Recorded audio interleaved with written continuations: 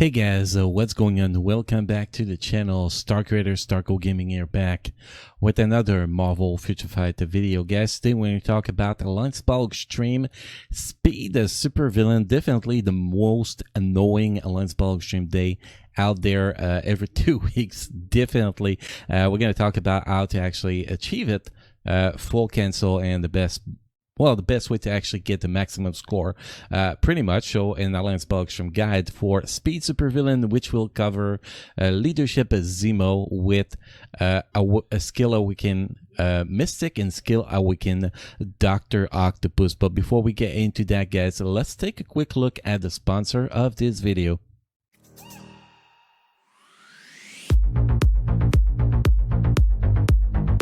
Check the link in the description and find your favorite hoodies and tees now.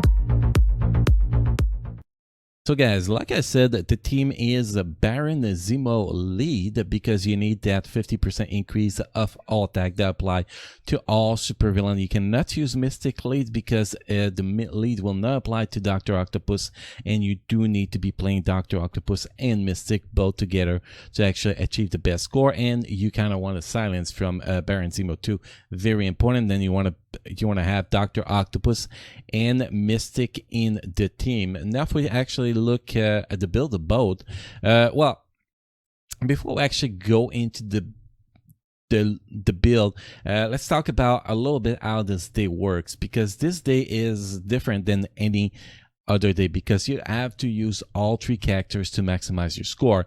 First, you have Baron Zemo, that's going to be there for the silence. His third skills will apply the silence. So you have the skills here that will apply the silence. As you can see here, silence 2 seconds. You have to time it properly with the roar. So right before the biggest roar, you have to apply that silence. And Speed Villain day as I dodge chance. So very often the beast will dodge your silence and just war anyway, so it can be very long to get 3 war run on this specific day because of the eye dodge and the fact that you have to bring a CTP of insight. You cannot actually bring extra ignore dodge for this characters. If you could actually bring, you know, a CTP of energy, you do not have to bother with a CTP of insight. That will be a totally different story because you will have the ignore dodge and your silence will be more reliable. But since it's not, it is very painful. Now, if you do not have a CTP of insight, guys, because well, you're not well, you're not rich, you don't have CTP of insight, well, in that case, you want to put a ignore dodge obelisk or CTP of energy on this guy, so he has less chances to actually get get dodged by the beast when he tried to apply his silence. Then after that, you're going to be using the other 2 characters pretty much on a specific rotation. When you start the fight, pretty much you're going to be switching to Dr. Octopus. With Dr. Octopus, what you're going to do is pretty simple. You're going to start with the skill number 6. You're going to wait till Sandman come out, and as soon as Sandman start coming out, you're going to cancel with 5 and 3.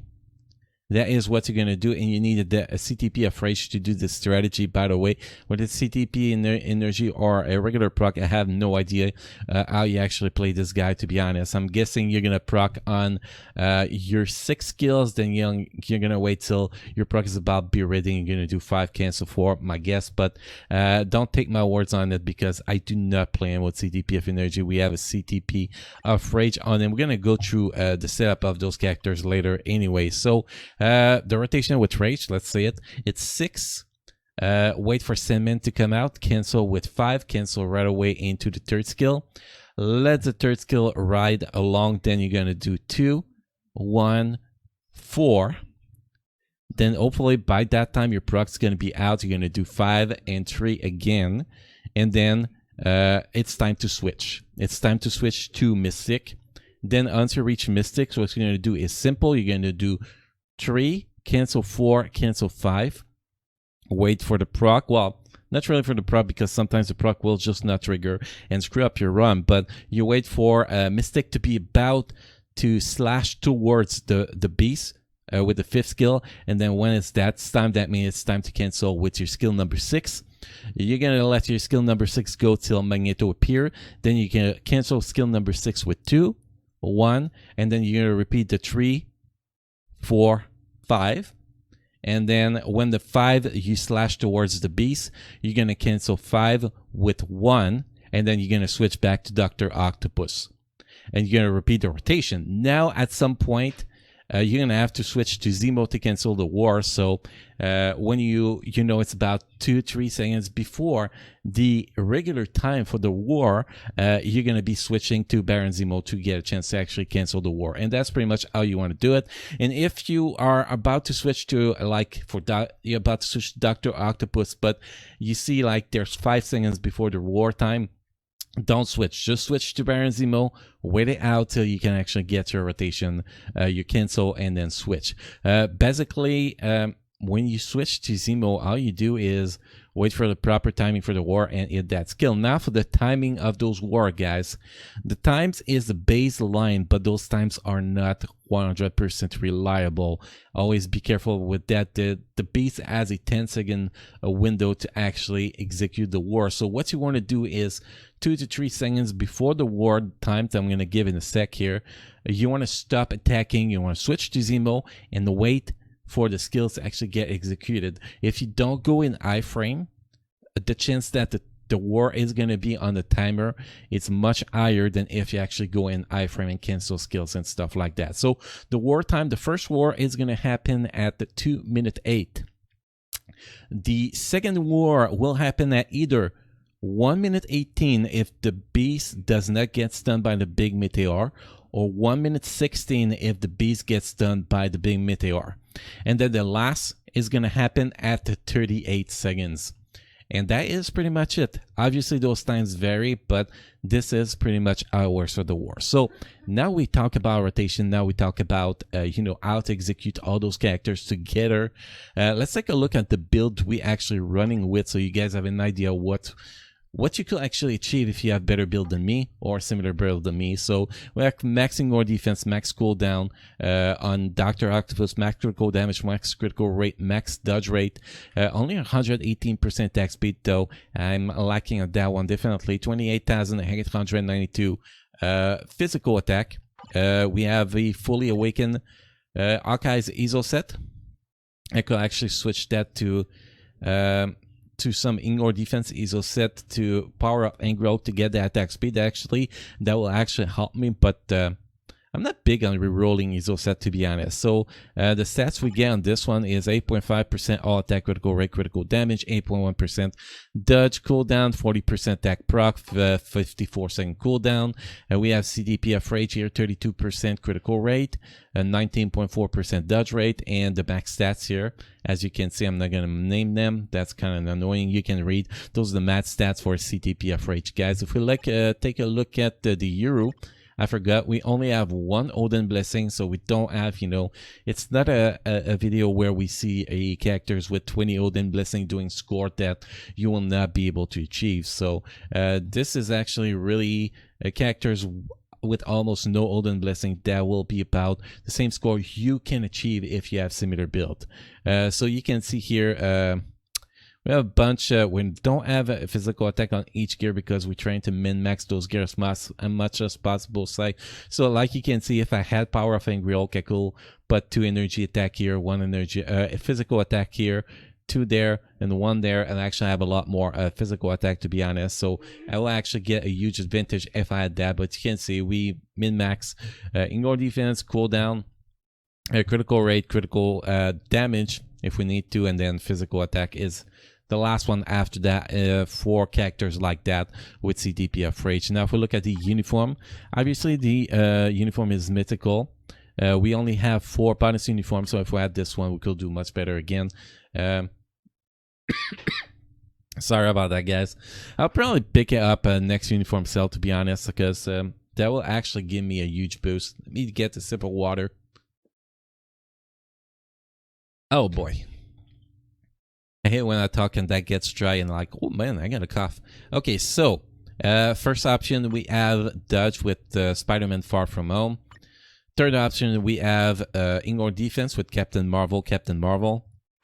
For fourth option we have dodge with Spider-Man 2099. In last option, we have critical damage to max that critical damage with Invisible Woman Future Foundation, and that is pretty much the setup on my Dr. Octopus.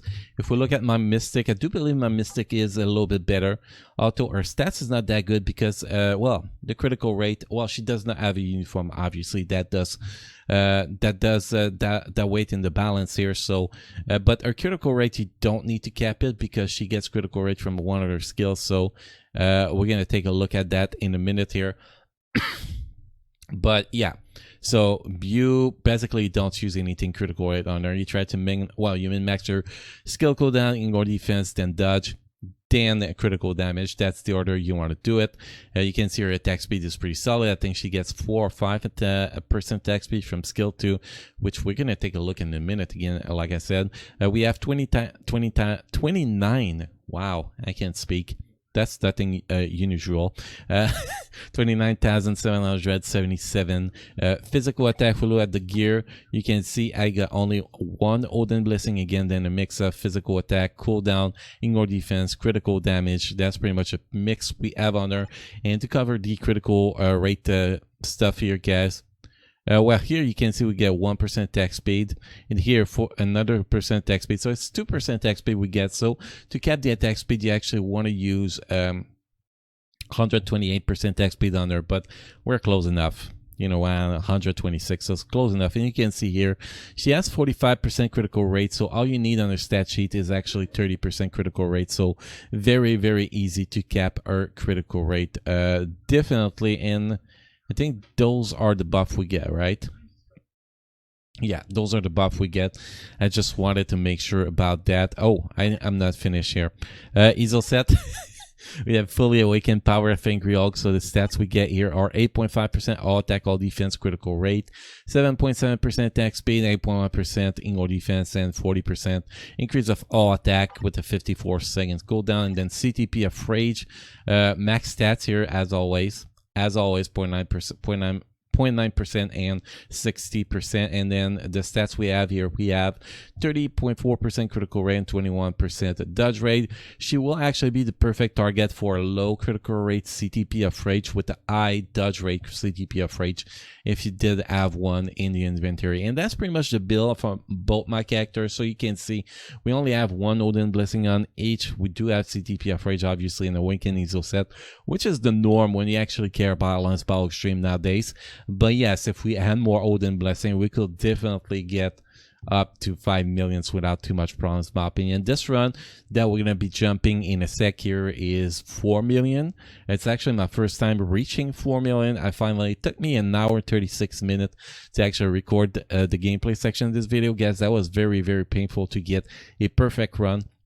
I think I got close enough to it. I could probably do about 4.2 million with a perfect run. So we were close enough to it, in my opinion. So you're gonna see how it goes in the gameplay section, guys, a little bit more than just this explanation, because this is the most complicated Alliance Battle Extreme day in the 2-week schedule, and it takes a lot of work to actually get used to it. So anyway, guys, next we're gonna jump in the gameplay section so you guys can see it in action. If you have any question, comment, feedback, make sure to let me know in the comment section down below. As always, I read them and answer everybody that deserve an answer. Don't forget to subscribe to the channel, guys. Drop a like on this video. Also, don't forget that we stream Tuesday, Friday, and Saturday, 7 p.m. Pacific time on Twitch. The link is in the description down below. So, guys, thank you for watching. Enjoy the gameplay section, and I will see you again next time.